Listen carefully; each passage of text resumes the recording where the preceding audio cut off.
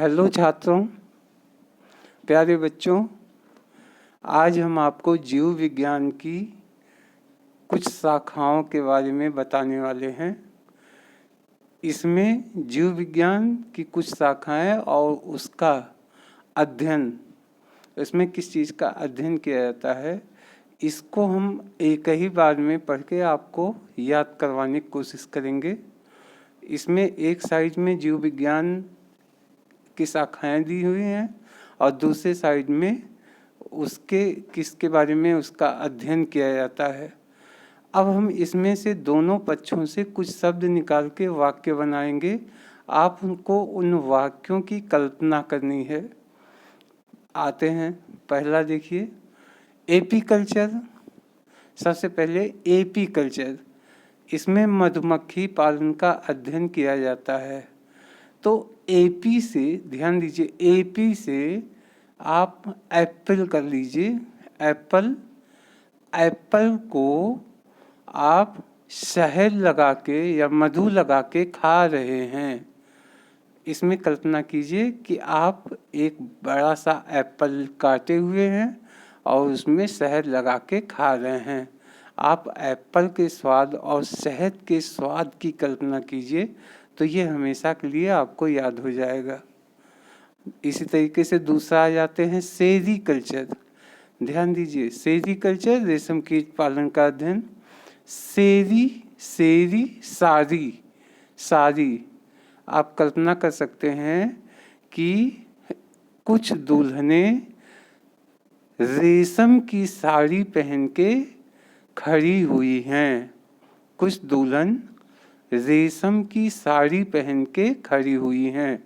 जैसे साड़ी आप सोचेंगे तुरंत सेरीकल्चर याद आ जाएगा और रेशम कीट पालन का अध्ययन हो जाएगा।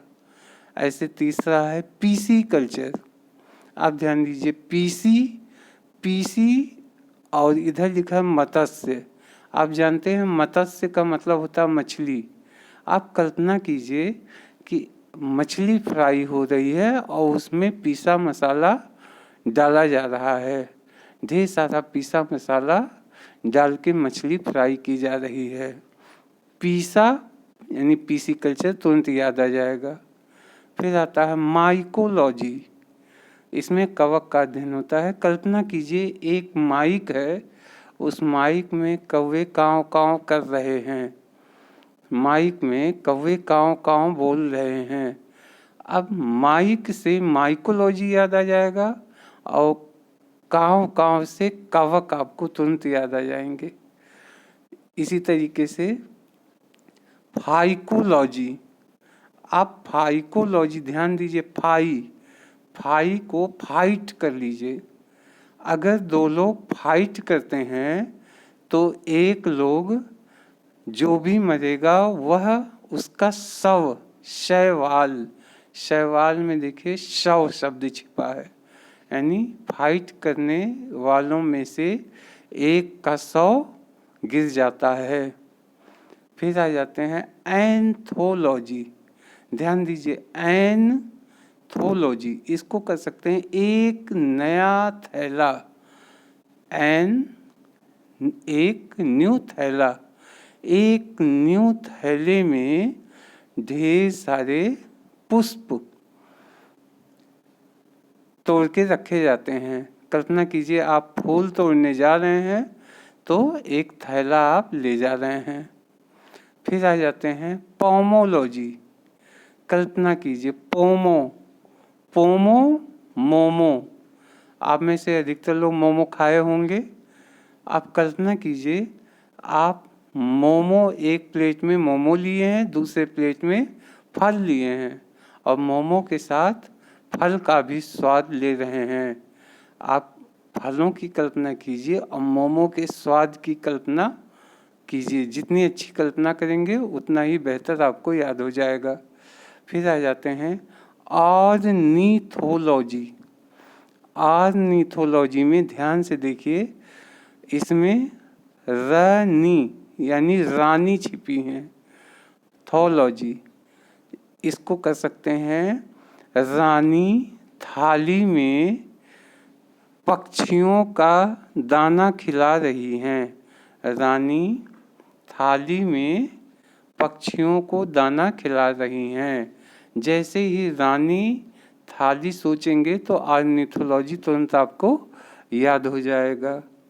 फिर आता है इक्थियोलॉजी, और मछलियाँ आ गई हैं, मछलियों का अध्ययन होता है। इक्थियोलॉजी, इसको कल्पना कर सकते हैं, एक थाली में एक बड़ी सी थाली है जिसमें पानी भरा है और ढेर सारी मछलियाँ उसमें तैर रही हैं। एक बड़ी सी थाली में ढेर सारी मछलियाँ तैर रही हैं। फिर आ जाता है एंटोमोलॉजी। एंटोमोलॉजी में कीटों का अध्ययन किया जाता है। एंटो से निकाल लीजिए आंटी। आंटी ढेर सारे कीटों को पकड़ रही हैं। कल्पना कीजिए एक आंटी हैं जो दौड़ दौड़ के ढेर सारी जमीन पे रेंगने वाले कीट को पकड़ के ले जा रही हैं। फिर आ जाते हैं डेंड्रोलॉजी। डेंड्रोलॉजी में वृक्षों एवं झाड़ियों का अध्ययन होता है। बहुत आसान है। डेंड्रो में से निकाल लीजिए डंडा। डंडा बनाया जाता है किससे? वृक्षों से, और झाड़ियों को तोड़ के डंडा बनाया जाता है। फिर आ जाते हैं ओफियोलॉजी। सर्पों का अध्ययन होता है। ओफियोलॉजी, इसको आप कर सकते हैं ओफो फिर घर में सांप आया। ओफो फिर घर में सांप आया। कल्पना कीजिए घर में सांप दिखा, आप कह रहे हैं ओफो फिर घर में सांप आ गया। ओफियोलॉजी। फिर आता है सारोलॉजी। इसमें छिपकलियों का अध्ययन होता है। कल्पना कीजिए सारी छिपकलियाँ कमरे में हैं। सारी छिपकलियाँ आपके कमरे में इकट्ठी हो गई हैं। सारी छिपकलियाँ, सारी से सारोलॉजी, छिपकली, छिपकलियों का अध्ययन होता ही है। फिर आ जाता है सिल्वीकल्चर। सिल्वीकल्चर में काष्ठीय पेड़ों का संवर्धन किया जाता है।